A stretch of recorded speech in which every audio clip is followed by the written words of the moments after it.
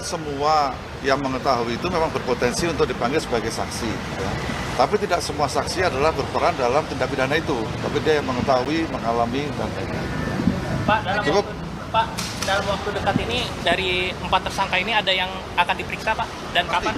Pasti, nanti akan kita sampaikan, dijadwalkan oleh penyidik. Pak Dirlik, Pak, terkait dengan tender yang pengadaan itu apakah sudah bisa diketahui dan dipastikan, karena kemarin kan Boyamin bilang bahwa harga motor itu aja 28 dan dihargainya 45 gitu oleh tersangka. Nah, apakah harga pastinya itu udah dikantongi oleh penyidik dan berapa?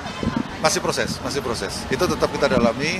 Jadi di sini kami mendalami ada jual beli titik, dan proses pengadaan. Dua itu yang kita dalami dalam perkara ini. Nanti kita sampaikan update-nya.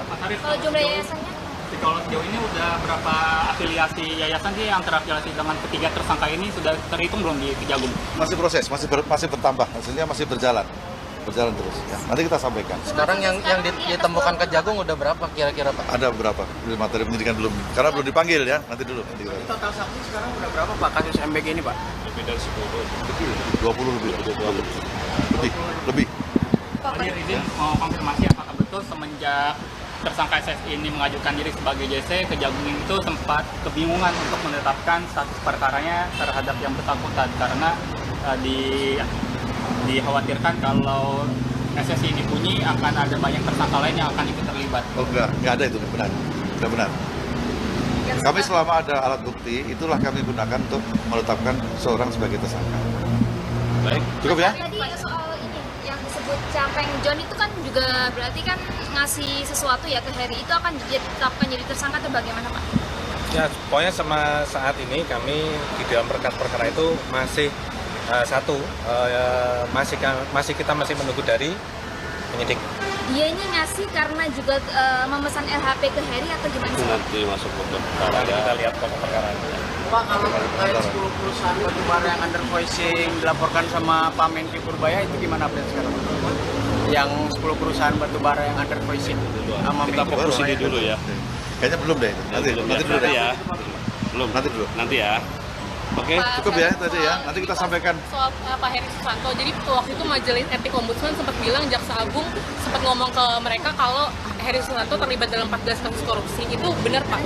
Bukan 14 kasus korupsi, tapi bukan hanya satu yang memberikan suap. Semua di bidang, sorry. Semua di bidang tambang. Pak, kemarin kan sudah dilimpahkan ke tahap 2 ya, Heri. Sementara kan jaksa mengantongi belasan perusahaan. Akan ditindaklanjuti atau berhenti pada kemarin aja? Kita dalami karena ada perusahaan yang langsung, ya, ada perusahaan yang tidak langsung, kayak yang bersangkutan. Tentu akan kita dalami. Ini yang sudah pasti dulu kita majukan. Baik. Cukup? Ya. Soal ini katanya harus ada geledah di 6 lokasi yang kasus kejadian. Itu lokasinya di mana aja sih, Pak? Lalu baru yang didapatkan apa aja? Ya. Lokasi penggeledahan pada beberapa saat yang lalu memang masih berlangsung, ya. Beberapa tempat itu ada yang di Jakarta, ada yang di Bandung, ya, terus ada di beberapa tempat lain lah.